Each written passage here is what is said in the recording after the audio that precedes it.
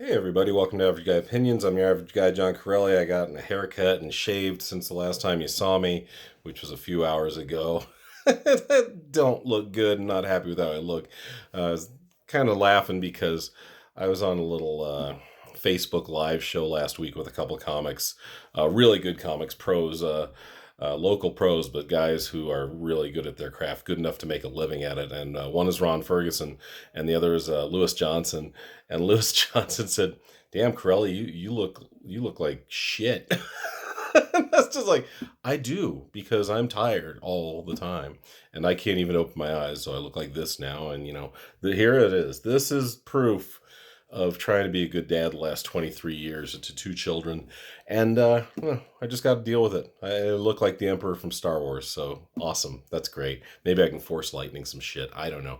But what I want to come to talk about is the Ukraine and what little I know about it, but I probably know more than the average person. Just being a political science minor and a history major, as I've mentioned in the past, and I'm not a news junkie, but obviously, if you have any awareness of what's going on geopolitically right now, you know that the Russians have amassed at least 100,000 troops on the Ukrainian border. There are also many tanks, no jets in close proximity that I've heard of, but this is looking like an imminent ground assault upon the Ukrainian people. Now, what preempted this? The Ukrainians have overwhelmingly decided they want to be a country that kind of upholds the ideals of Western Europe and the United States, and they want to push their country in that direction. One of those things that pushes the country in that direction is joining NATO, the North Atlantic Treaty Organization. That was, I believe, it was made in 19 or created in 1946. It was right after World War II, when the Russians started gobbling up countries to the east of Germany, including East Germany. That's when Germany had to be partitioned into West and East Germany. The western side was considered the more free side, or the democratic side. The eastern side was considered a Soviet satellite of the Soviet Union, which is now basically Russia.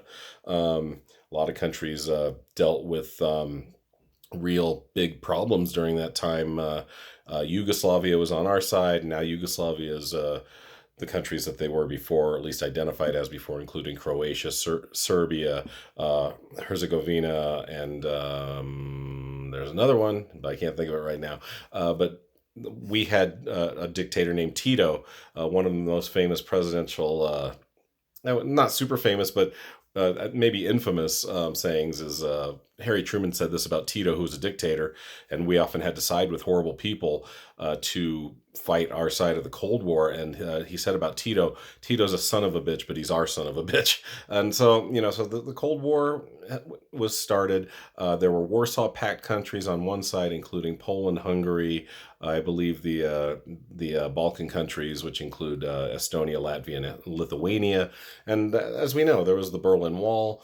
East Germany was a Warsaw Pact country. The Warsaw Pact was basically Soviet NATO, essentially. These were lines that were demarcated in the sand, and the Ukraine was at that time, I believe, absorbed by the Soviet Union. I don't even think it was its own country.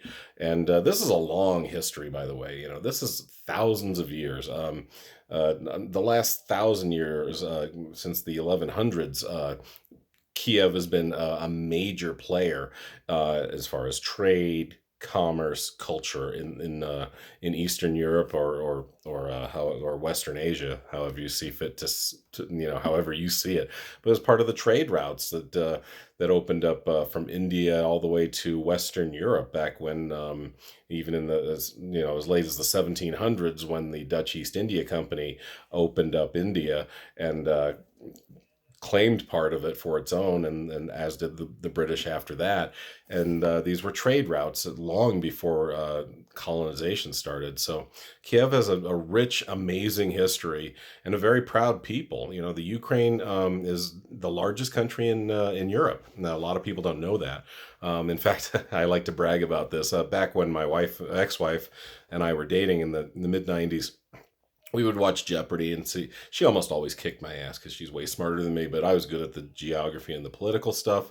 And one time on Final Jeopardy, they asked, well, this is now the largest country in Europe. It was kind of a trick question because they figure all the contestants figure, okay, well, East Germany and Germany had, or East Germany and West Germany had become once again Germany, and normally without the Ukraine, they would be the largest country in Europe. But no, the Ukraine is and always has been ever since they've been an independent country. Anyway, so a little bit about the Ukraine is they have about 78% of the population. Identifies as Ukrainian. About 17%, which was more than I thought, identifies as Russian, and then there's about that leaves about 5% other nationalities. So overwhelmingly Ukrainian in the Ukraine. Very proud people, and frankly, not wanting to be told what to do or even be part of the Russian world. At least the overwhelming majority of their people. They've shown this in many elections. Some of us know about two, not one but two politically left wing and popular presidential candidates in the Ukraine have been poisoned. It is the Russia is behind both of them apparently. It depends on what conspiracy theory you believe in, or if it's a conspiracy theory at all. The Russians back the right wing candidates that are they're gonna push towards more of a Russian nationalistic policies, and therefore maybe even open Western, or excuse me, Eastern Ukraine up to maybe even being conducive to being invaded by the Russians. And which part of it is occupied right now? I think it's about 10% of the country. The eastern part of Ukraine is occupied. It's not officially Russia yet, but it's like so like the Ukraine is blue on the map, Russia is red, and this little part is green because it's not really official what it is. It is occupied Ukraine by Russian forces, and the Russians are looking to take more. It's a frightening situation. It's especially frightening in the light of today's what do we do as far as foreign policy? The United States often has sided or made the mistake of going to places where we have interest. Oil. We will go to countries and fight for oil, but we won't go to countries and fight for human rights or even fight for geopolitical status anymore, and or to take a side in that. Right? This is a country, like I said earlier, has applied for NATO, has shown that they want to be part of the Western world, and the Russians are like, no, that's not cool. And I see where Russia has an argument saying, well, they're a threat to us.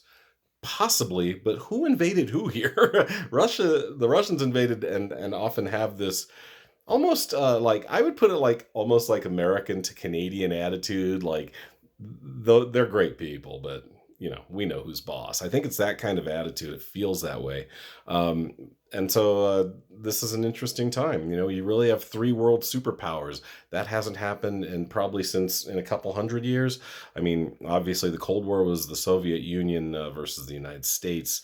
We won that war, but barely. I mean, at what cost? Not a lot of lives cost, but how many armaments were paid for? How much did it weaken each society? It weakened the Soviet Union more than the United States because they put so much money into being ready for a nuclear war or even a war of attrition. But they put so much money into that their people could barely eat. Us, on the other hand, we were a stronger country economically, and therefore we could still put a lot of money into getting ready for a war, but we could still feed our people and actually did very well in a post-war, pre-war, prepare for war economy. So China is what I'm talking about. This is now our third world power, and it's like I mentioned in my last video talking about the Olympics. This is where it's a little scary, where Putin is really courting China, which obviously has a communist doctrine, a communist. And I'm not an anti-communist, at least in theory, but let's just be honest. These are all dictators, right? These are Putin has wielded power from many positions at this point. He's circumvented his own constitution and his own rules as far as term limits or who rules the country. He is often politically and policy wise circumvented the oh gosh, no, it's not the Kremlin, but I'm forgetting what their version of parliament is called. I should know this anyway. But he's doing things like that. He's doing dictator type stuff, and in China, that's pretty much a dictatorship as well, and it's scary because those two are starting to get buddy buddy. And if the United States doesn't stand up for the Ukraine, or at least the Western world, it's a scary precedent. But if we do stand up for the Ukraine, we could have World War III on our hands. So it's a frightening time, honestly. And like I said, I think in my last video, this is the first time I remember being really scared, maybe since 2001 with the with 9/11, where it looked like things could maybe head towards a World War III. But before that, I didn't feel it since the Cold War. So it's a scary time. Hopefully, cooler heads prevail. Hopefully, Russia gets the fuck out of the Ukraine, and we can move forward. All right, so that's my opinion on that. Thanks for checking it out, guys, and I'll talk to you next time. Bye.